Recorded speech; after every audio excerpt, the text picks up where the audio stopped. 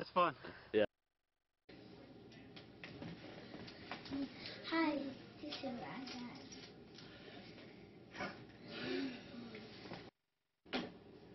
Well, you're back at the SciCast. Now you are at episode 28. And this is going to be kind of just a few new things that have popped up in the scientific world. And here at the SciCast, we decided that they were good enough to be talked about. Good enough. I say they would be excellent to talk about. And I'm your host, Dr. J. I'm Heyman. And we're going to start out by talking by a X-ray that's the most powerful X-ray in the entire world. Well, not only the most powerful X-ray, it's a super X-ray. It does some pretty cool stuff. It's an atomic X-ray laser pulse. I mean, is it different than any other laser? Well, it uses X-rays instead of regular lasers. That's what you're saying. I got you. It sounds like any other laser. No, it's atomic. It goes to the atomic level. Subatomic. No, it's atomic level. It's not subatomic. Sorry. So it can get cooler. It can get cooler. It can be cooler, yes. But no, this laser is quite impressive because, first of all, the main reason they made it was to look at biological molecules. Yeah, like yourself or me. Well, just the molecules, not even cells, smaller than cells, the molecules that make up your cells.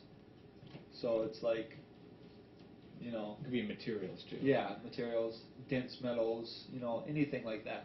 The second reason they've done this, which is the cool part, is to heat metal to 3.6 million degrees Fahrenheit, or 2 million degrees Celsius, which is extremely hot, and hopefully it doesn't fall on the ground. And melt the hole through the earth. Yeah. That probably wouldn't be too much of a hole, but because it'd probably cool off pretty quick. It'd probably cool off pretty, but it would be, oops, I dropped it. I mean, that would just suck. That is true. What do they hold it in? Magnetic force. Ah, that's a good idea. Yeah. I like that.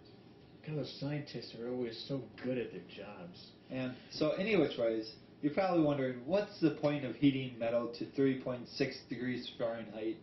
I'm sorry, 3.6 degrees million degrees Fahrenheit. You can't think of anything? Well, I could think of it. You could probably take this metal and throw it at your enemies. I was playing the giddy old schoolboy. Oh. You were playing the teacher part. Oh. Like it would I'm sorry, I ain't that way, Justin. Anyways. Sorry, that was a bad fantasy. Anyways, so 3.6 million degrees Fahrenheit. What can we use this for? Well, what do scientists think they're going to use it for, Justin? Well, they're probably going to try to make money off it. So they're going to probably try to figure out how they can generate electricity. Nuclear fusion. Nuclear fusion. Now, this is a big step, because right now, all our power plants, the nuclear power plants, are based off nuclear fission, which is taking atoms and ripping them apart. I thought it was smashing them together. Well, that's fusion. Oh, is it? So you fuse them together. But fission is... Oh, okay. Well, either which way. So fusion is always more difficult and expensive because it requires more heat. And in order to get something hotter, it takes energy. Well, this probably takes energy, but... Well, right, but that's... But still, if you heat something to 3.6 million degrees Fahrenheit in one shot... Well, that's why they want cold fusion, so they don't have to worry about it. Well, yeah, but still, this is, if it takes one shot of this machine to heat metal that hot... But how much energy does it take? Well, it doesn't really say. They don't go into it doesn't say that, but still, if we could harness... It takes a nuclear reactor to make this. That was a joke. Maybe. But, I mean, it takes a fission reactor to make a fusion reactor. Well, yeah, that's how things come along, though. Yeah, I know. I mean, that's, you have an Apple, and you change it into an iPod later on. See how it works? What? Make another Apple joke. It's not like Steve Jobs died or anything. Yeah, why would you keep on making a company that after the founder died? Why would you do that? Because he's more than a company. No, it's not. It's not Steve Jobs. You're not buying a Steve Jobs. You're buying. No, an you're Apple. buying a Steve Jobs. No. I'm sorry. No, you can't buy a Steve Jobs. It's slavery. Who cares? It was his knowledge, his thing that made the company. Well, I'm sure he had quite a few scientists and engineers. Well, I'm sure, but you know what? I'm sure he didn't actually make those products. He was just like, I want a product that can do this, this, this, and this. Well, You and he design got it. And he all the time. And now, I mean, look at the last Apple. From what I understood, the last Are you talking about the computer or The iPod. the iPad? the iPod or iPad, whichever one. No, the iPhone. Well, the iPad is a The tablet. iPhone, The what? iPhone 4, 5? We're at 4. the iPhone 4S. Okay, but the Which reason which that is it the was iPod 4.5 technically. Yeah. But the thing is, from what I heard, it was made with chappy metal, just cheap metal, cheap plastic or Well, whatever. Gotta buy it, so they gotta keep the price down. Well, no, because you drop it once and it breaks. Depends on how high. Well, no, that's what they were having problems with. They went and redid it because it was literally breaking just by dropping them. Really? Yeah, that's how cheap what they were using was. This is the newest model you're talking It about? it was the newest one that came out at the time, which probably was like 4 months, 5 months ago, 6 months ago, maybe. Probably could be an S then. But It I was don't know it was about the that. very first one that came out. The 4. iPhone 4. It was about that thick. Well, the iPhone 4 came out, I think, in 2011. Did it? Well, okay, 2011. No, 2010. Because now Did it's it? 12, yeah. Because the iPhone Well, it might 4S have- just came out a couple months ago. Then no, it didn't come out that recently. It came out a while ago. I know that. So Okay. it might have been just It the was just iPhone regular 4. 4, yeah. Yeah, they were dropping it. Anything, almost all the time, broke them. They were made cheaply. Now, are these the same design? Remember they had if you hold the phone wrong, it Yes, doesn't get any reception. Oh, I don't know. I didn't know about that If, either. like you're saying, if you hold in your left hand, you can't get any reception Really? because of the way the antenna was placed inside the phone. I don't know. They had a little. Doesn't matter. We're getting new. Oh, that's later. Anyway, Trey. So we got off topic. yeah, off topic. Sorry. So anyway, Trey, nuclear fusion, X-rays that turn into lasers that melt things to high degrees, and that can see the atomic structure. Awesome. Because the fusion is cool. Because that's what the sun does. Yes. So now that we're done with that, Move on to our terahertz beam. terahertz. Okay, so now this is kind of absolutely That's 1,000 gigahertz, yes, and terahertz. which is 1,000. We got what? Megahertz. We got hertz, megahertz, gigahertz. Now we got terahertz. It's kind of thing you get megabytes, gigabytes, terabytes. Yeah. So now think of it this way. Almost every device you use uses some kind of hertz. Well, if it's wired. Yes, even you're wireless. Right. No, I was thinking mostly wireless, but yeah, you're right. Well, Carry on. So Carry on. anyway, I'm right. Yes, I am. Okay. So here's the difference. Okay. Right now we're using in most wireless phones, not cell phones, just wireless phones, Bluetooth, wireless, any of that. We're using a range of hertz from 2.8 gigahertz to I think it's 3 gigahertz range. So that's compared to that. This is terahertz. This is step above that. Higher bandwidths, higher So distance, everything. But that ain't why we're talking about this. right. I was just trying to make a comparison, It was kind of dragging there. I know. So, Just think about it. If you are a big fan of Star Trek, like me, the creators, the scientists who did it, kind of dubbed it the tricorder. So if you know what a tricorder is, kind of a basic idea. So what they're planning on doing with this is they can make a nano-size emitter of terahertz. Yeah. And with these terahertz, they can literally scan through solid objects. Human bodies, just like an X-ray, yes. Yeah. But for one, it's It's not as obtrusive. Yes, like it's destroying your it cells. won't kill you, ruin your Well, it's like immune regular, system. wireless. Yeah, it's like a wave. You're right, but they can get It's down a to wave, not a particle. yeah, That's it's a the thing. wave. That's what- So they can literally bounce these waves through solid objects. I'm assuming probably even lead, because it says it can go anywhere light can't go. So Well, they can I go think where that, light I think can that go. was all just fluff. Well, still, Because but they're trying to make these things portable scanners for like field medics stuff, paramedics stuff like that, so they can literally scan you right there and figure out what's wrong with you. and like, figure out what's wrong They with could you. see if you have like they reference cancer. I don't know how accurate. I'm sure But- they're pretty accurate, but they But can. I'm sure they are. They're electromagnetic waves in the terahertz. So these are also highly sensitive scanners for security, for portable medical devices, and a host of other technologies like X-ray scanners. It says here, T-rays scanners can penetrate where optical light cannot, through paper, clothing, and, of course, you. I'm guessing it can probably detect glucose levels in your Well, blood. probably it says they can also sense any molecule because everyone has a unique signature in the terahertz range, according to researchers. It's kind of like fingerprints. Yeah, I mean they can be useful as drug and medical imaging. They can also sense molecules associated with cancer and other diseases, for instance. Yep. But T-ray imaging devices like quantum cascade lasers require huge amounts of energy and must operate at low temperatures.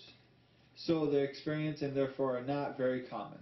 But with this new nanotechnology, they are very better. They can not require so much power, and they do not require to be at lower temperatures. They can be at room temperatures. The new design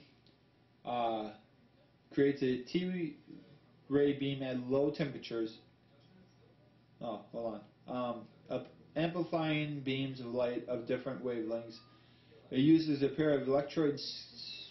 What's that? Situated just 100 nanometers apart on a semiconductor substrate. Yeah, whatever. Light in two different wavelengths shine on the electrode and funneled through the 100 millimeter gap. Nanometer. Yeah, Or whatever. Nanometer. It's much smaller. A strong current between the electrodes act as an antenna amplifies the light to a terahertz range. The terahertz can even be tuned to create a constant beam, which would be required for a T scanner. The setup is 2 orders of magnitude stronger than existing T-hertz systems.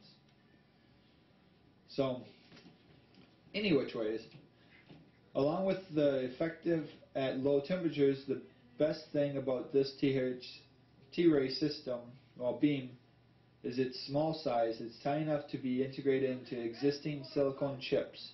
So the T-ray scanner of the future could be as small as a handheld little gun. Just like a tricorder on the Star Trek, it's possible to develop the I didn't even know that they had this. What? I guess they have a prize for the Tricorder X. It's a prize for somebody who makes a tricorder. Oh, much sooner than anyone expected. Oh, wow. Okay, we haven't seen this. I'm going to look it up. So, Apparently there's a prize if you... I'm guessing it probably started... So X Prize offered $10 million for a tricorder to diagnose patients.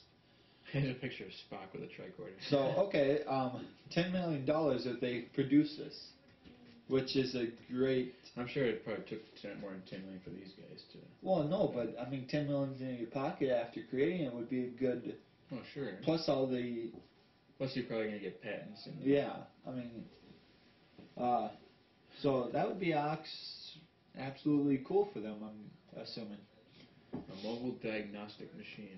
Well, I mean, it could be more than just diagnostic machines. It could tell you about the molecules in people's blood, so the glucose level it could tell you about. That's all part of a diagnosis. Huh? That's not part of the diagnosis. Well, yeah, but it could tell you all of it. It could tell you what drugs they've been on, what drugs they've been using, any of it.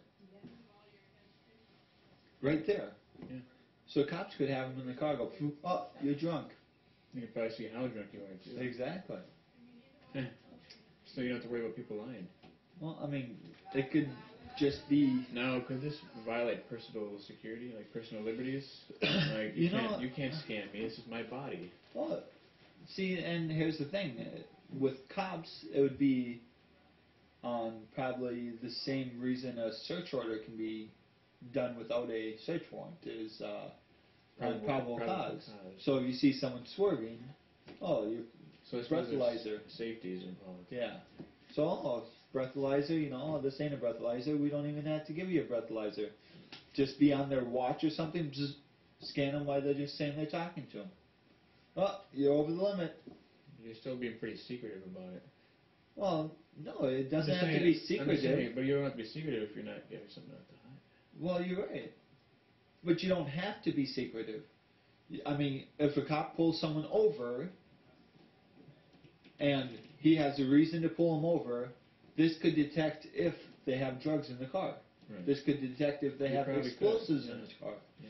So, I mean, coming through airports, coming through any security fields, this could easily tick people off. Yeah. I mean, seriously, how could you hide it from them?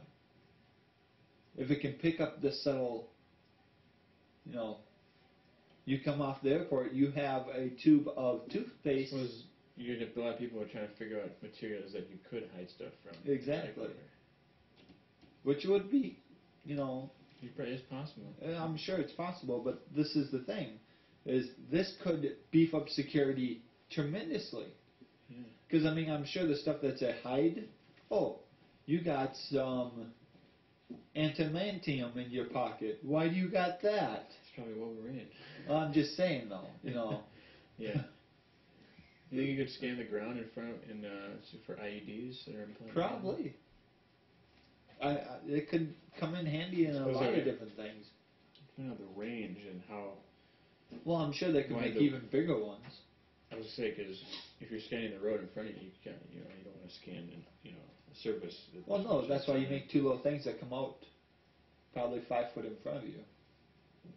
And just scan in front of you, 5 foot. Yeah, you probably need a little more than 5 feet to stop, but you got the right point. Just get a little remote control cars that you drive in front of you. That's what they already do. And they got the little robots they drive out there. Yeah. I mean, why not? Well, it's a good idea, yeah. I mean... It has many applications, that's what I'm saying. Yeah, but I mean, like, on toll booths. Toll booths? Yeah. Yeah, Think about it. As cars drive by toll booths, they can scan, see if they have drugs or explosives. Why specifically toll booths? Well, I'm talking about any toll booth. The ones that enter and exit countries. Toll booths. Border Patrol, not toll booths. Well, you can do toll booths, too. How many people drive through the toll booths do you think that have drugs? Trucks. Yeah. You could do rest stops then, too. Well, yeah. Trucks. I'm just saying, if you want to crack down on this stuff, you need a way to crack down on it. Put this everywhere that the people have to go. Pretty soon they have to carry it on their backs. Yeah. Get rid of them at least. Yeah. So anyway, Trace, we're off topic. Sorry. It happens. So, there's tons of things we could do with this scanner. I mean, hell, we could use it right here just for the fun of it. I'd have fun. I would. Scanning your eyeballs. Yeah. Oh, dang it. Would you trip out the invisibility one? Yes. No, just go back to recently. Firefox can do this much. Oh. You can history. Recently closed tabs. This one.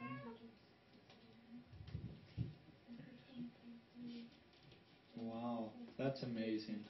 Okay. Firefox is awesome. So, now. But I'm sure that Google Chrome can do that too. I don't know. Can it? I don't use Google Chrome. Neither do I. Okay, so next thing. Okay. I'll let you. I suppose ever since we've been watching James Bond as a kid, when James Bond. it hasn't really come across until the more recent. I was models. thinking more of But Predator. Predator works, but they did have an invisible car. Oh, did it? Yeah. Oh, no. But it used a different technology than this. Yeah, but but- of course this is new stuff. And that was then. I mean, we can think of a lot of shows that have this in there. Harry Potter, he has an invisible cloak. Yeah. Oh, sorry, I guess we should tell you what it is. Oh, it's Invisibility. Yep. They found a new metal material. Meta, not metal. Meta, whatever. Meta. That's, There's no relation to Metacritic. yeah. It can do tons of things. We know about these. Would you We've talked say- about meta materials before. Yeah. Did we? Yes, we have. Which one? Well, we could. I don't know which one. I'm sure we have. I mean, Sure of it. In our top 10 things, remember? Yeah, see? You don't remember. Anyways, Trace. it's all in here. Look back. So, anyways, Trace, this metamaterial does something that our eyes makes it so we can't perceive this material. I guess it doesn't make it so we can't perceive it, otherwise we wouldn't know about it. What do you mean? Well, if this material, we couldn't see this material, we wouldn't. Well, I think what they did is made a material that can do Yes. this. But again, if we couldn't see the material, we wouldn't want to know. We wouldn't want to. Well, I'm sure you can. Know about It can be uncloaked, so maybe that's the way it started. Okay, so any which ways, what it starts with is this material is a plasmoid material, Yeah. right? Plasmonic material that actually is coated onto the object being concealed. The plasmonic material works by doing the opposite of what normal materials do, which is reflect light. Instead of it distorts the light, so it doesn't. Yeah, because light bounces off of it and strikes your eyes, which sends that information to your brain. Plasmatic materials scatter light instead, producing what is essentially transparent from all angles of observation. So basically, light hits, bounces off, goes to your eyes. This goes boom, and then scatters every direction. Yeah, so it's hard to perceive. So, ready for attaching strings only being demonstrated with microwaves in the visible range. The cylinder is still pretty visible, but at UT, Australia, Austin team thinks that making this work in the visible spectrum, The University of Texas. I guess Yeah. what that stands for. thinks that making this work in the visible spectrum isn't outside the realms of possibility. And if they can pull that off, you know it's because it will be leading to news here. So, yeah, okay. So basically, it's good for the special ops teams. You know, they want to infiltrate Well, I mean- terrorist camp or. Well, screw that. I mean, put it on our tanks, our planes. New stealth planes, huh? Well, stealth, anything you want. Stealth planes, stealth tanks. You can put on a gun and you just walk around like this, holding nothing. Oh, no, strap the gun. Drop the gun, and you're like, you're not even holding a gun, and boom, he's dead. Well, I mean, why do you have to walk around? You just have it in your hand, walk around normally. They come up, Well, bam, bam. That was just more for the dramatic effect. But, okay, now, here's a thought for you. If we made invisible weapons, okay, what would stop criminals from coming into a place and just terrorizing people with nothing? Well, that's the downside, because they can do the same thing. Well, no, I'm just saying, why would they even need anything? You're saying they just wear a cloak, and then they just disrupt things? Yeah. Like They break- just put the cloak on. When the guy opens the vault, they walk in, grab the money, put it in the cloak, and walk out. That does pose an interesting thought. I mean, how do you detect these people if they can't be detected? I'm sure you can probably see them through infrared. I'm guessing they still go up here. Well, no, they're working on a way to do infrared too. Really? Yeah, Well, that's they're trying to cloak every spectrum of light, every spectrum they have. So- Ultraviolet and- So if they come up with a cloak that they can cloak in every possible aspect, what stops a thief from doing this? Nothing. That's an interesting. Because dilemma we're in now. because here's the biggest thing is, except for the fact that thieves steal money or any object that's worth value. I guess you had to put in pressure plates on the ground. Well, I mean, I'm trying to think of ways that you could detect, some guy Pressure walking. plates, You could sort of detect weight. lasers, Lasers could work. Well, because they would diffuse the lights. So if you're walking through and laser stops, it'll detect you still, I'm assuming. it would detect a break in the. It'd detect a break. They couldn't find you, don't get me wrong, Right. but it'd detect that the laser was broken. Because it says it doesn't, it ain't like it shines the light around them. Right. It just disperses the light. So as they're walking through, the light goes. Shh. So there we go. We could use lasers to detect them, I guess. That's true. Because it says stop on them. Yeah. And diffuse, and they Yeah. go past them. Yep. It's all right. Okay, so that's our adjustment on that. Anything else you have to say? No. No. On to the next one. Okay, this is the one that actually had me thinking. There's other things we could probably do with this, but they're using it at universities now. They've actually put a couple up into space from what it says. Well, they had to test them somehow. Well, yeah, I guess. It was a good testament of vacuum down here. Okay, so how would you like, if you were a student, to be able to send your own satellite into space? I would. That'd be awesome. So a couple students and teachers, I'm assuming, at a university designed this. I think it's like a 4-inch box, 4-inch cube, to do exactly that, to go into space and do stuff satellites do. It holds a computer processor, motherboard. Got solar panels on the outside, It so it can fit solar panels on the outside. It has 4 legs where you can fold it probably into. Hey, that'd be cool. Fold it. Anyways, right? Sorry. Thoughts in my mind. So, yeah, that's what these 4-inch cube are for, is to go up into space, take weather monitoring pictures, stuff like that for students. And they can piggyback on bigger experiments like sending satellites up to space, or anything we're sending up to space already. They can find 5 inches of room, they can throw one of these in. Yeah. So the cost would be not as much for... You don't have to make your own rockets. Mm-hmm. So, but they're sending a couple up already. We're supposed to be talking about what they do. Well, I already talked about what they do. Well, this is more stuff you can do than that. Okay. So, what else can they do? A 4-inch cube with little metal feet. Take pictures of people's backyards. Well, I doubt they could. They ain't a telescope. I was gonna say, I don't know if you could fit that kind of scope in that. So, that was wide enough for solar cells based on the design of plastic display box of a Beanie Babies. The CubeSat had enough room for a computer motherboard and a few other parts necessary to do limited experiments in space, such as monitoring weather and photographing Earth. The design would be significantly lower the cost of students to conduct the experiments in space. So I'm assuming there could be other experiments, maybe tracking experiments or stuff like that. Like detecting CO2 levels in the atmosphere. Yeah, just I'm assuming little things like that.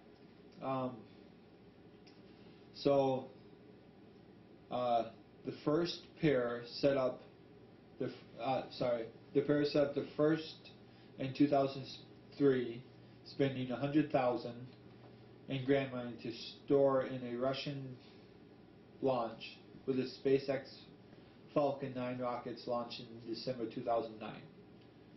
6 cube satellites were aboard, packed 3 units at a time inside a spring-loaded jack-in-the-box container called a... You read that. I'm trying to figure where you are. Vickers satellite orbit Polypickle developer. satellite? That was developed by Peapod, just say that. Peapod. After the payload deployed, the door of the Peapod dropped open and the spring pushed out 3 satellites into orbit, where they unfurled solar panels and began transmitting information to their creators below. This year, 3 rockets were launched with room for cube satellites.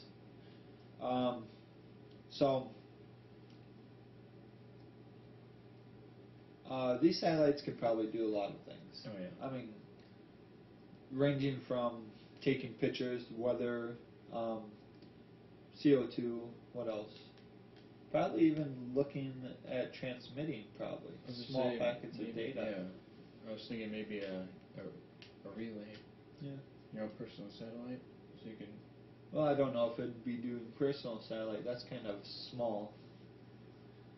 Well, if it's only for you, it wouldn't have to have need the bandwidth to transmit too much. Well, yeah, I guess. Well, there you go. So you could hook up your own personal satellite, probably. I mean, I guess it could be, depending on what you do it for, how you set it up. Right. Using maybe terahertz to do it. Ooh, we're compounding these things together. So yeah, put the invisible cloak on it so no one can detect it. Yeah? That would work. So now we can have our college kids spying on the enemy. Well, I mean... Or on the government. Well, the government could probably... Oh, these are just college satellites. They don't do nothing. That's probably what it is. This is all front. I mean, this is what it looks like inside. So, I mean, maybe if we had solar cells, communication panels, battery, camera, and an It tells you antenna. how to ready one. 10 by 10 by 11 centimeters. And no heavier than 1.3 kilograms. The satellite must remain fully deactivated, no power of any kind, until it exits its spring-loaded launch container. Can be scrambled. No, that's all for the rocket. Yeah, okay.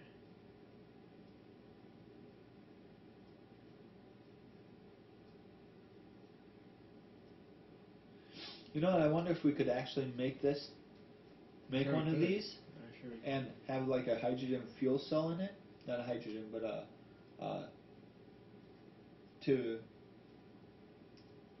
what is it called? Well, they use rockets right now for jetpacks. The little hydrogen peroxide thing. But they use liquid oxygen. No, they use hydrogen peroxide for the jets up in space to turn up. Oh, we did talk about that because it creates oxygen. Yeah. Yeah. So we could probably use that. Make a little thing in there, maybe. What you want it for propulsion? Yeah. Why not? But I thought. What do you want to do with it? Well, it could keep it up there longer. Oh, send it into space. Yeah. Send it to the moon. Send it to the moon. Or Mars. I mean, it just needs. Oh, you know what? Have a little trap to make a solar cell. Not a solar cell. A solar cell. You know. What are you talking about? A solar cell, so they can travel. The big solar cells. Sails. Sails. Yeah, whatever. You're saying cells. That's what confused me. Whatever. Yeah. You know Okay. what I'm talking Yeah, I about. knew. I thought that's where you were going, but Yeah. it's like. Yeah, sails. So- That'll work. Yeah, we could do that. With a little propulsion system, we could get it going anywhere. Yeah. Can And have it'll a string of them going to Mars, orbit around Mars, Theoretically, you never run out of fuel. Yeah. As long as it has enough light. orbit around Mars a couple times. Yeah. You'll live with speed. Some Slingshot of- your way into the Andromeda. Oh, probably you know able- what? That would be awesome because It probably won't get there in time for us to. what does it matter? You could have a string of them. So. They could send information back. Well, I'm saying, but by the time it gets to Andromeda. It doesn't matter, but they can send these millions of places. Yeah. Just launch them into space. You're looking for extraterrestrial? Well, I mean, why not? I mean, I know I think it's small. It's densely designed. yeah. You know, it could probably last for, I don't know, whatever, and have it take one picture every 300 minutes or every hour. Have it take a picture. Have it decompressed into a file. Yeah. Using terahertz and send it out. Well, yeah, why not? That's more referencing on terahertz. Well, we can do that, or we could just have it come back after a while. Good. I mean, just because, I mean, later on, yeah, we might be able to go into space, but we don't know it's farther out there in space. I mean, how long does it take us to colonize Mars, you know? Once we get Mars colonized, how long does it take us to get Andromedus? That way, future people, these little things can come back, and future people can... Or we could have a little storage space in there, store some human DNA, some other things, send them out there. Yeah. That way other alien races can say, oh, look, this is a human. Ain't like they didn't probe us already. As far as we know. So, that is it for this episode. Yeah. I will try getting this up as soon as possible. He always says that, but it still takes some weeks. Oh, whatever. The last one was up before you even knew it was up. Okay. It was up a week before you even knew it was up. I'll give you that. It was up a week. I didn't know it was up last week. So, So, and I'm trying my hardest. I'm working with limited abilities here. if you don't want your kids, just throw them on the trash. I'm talking about my internet. Oh, that's right. You have Satellite internet. satellite. It's kind of... Yeah. Don't get the satellite upload internet. speed is a little slow. No, it's same as anything. Then what's the problem? Huh? Then what's the problem? Oh. The upload speed's same as anything else, so it takes a while. So it's no different than it was when you were living here? Well, the difference when I was living here is I had all night to actually do it. And you don't there? No. I have to sleep during the night now. So? So? Let's keep it up during the day then. No. Okay, I don't want to... I have kids. So I have to take care of my kids. Oh, gotcha. And the kid See, party is a good kid. before, 'Cause I could just let it run through the night and it'd run and right. no one would touch it. But now if I let it sit there and run, the kids come by and go, oh, what's this? Hey, Daddy, what are you doing? Oh, X. Exactly. Well, they don't, but, you know, Yeah, I've had it come up where there was an error and the kids come, oh, Daddy, click, what happened? So, yeah. Gotcha. Okay, I understand. Don't get me wrong, they try, but... Oh, and I have to explain something new. Star Trek Online is now free. It's been free for a while. Has it? Yeah. I didn't know Like that. last year. No. Yeah. No. Yeah, it was. Really? Well, technically last year was a couple weeks ago, but... No, I just found this out. yeah, no, it went free to play. Yeah. So... So I That's started fun. downloading it, and I was like, this is going to take forever, so I stopped. Really? It's like a lot I've of gigs. downloaded it. It's a lot of gigs. No, it ain't. It's only 3 gig. The full game? Yeah. It's more than 3 gigs. No, it's 3 gigs. Then you have an option to download 5 gigs after that. It was more than I wanted to sit there and wait, so that was... Oh, I've downloaded it. Okay. Well, that's my wife telling us that we have to go. Oh, no. Dang it. Any which ways, I'll talk to you later. So that was episode 28 of the SciCast, and we will...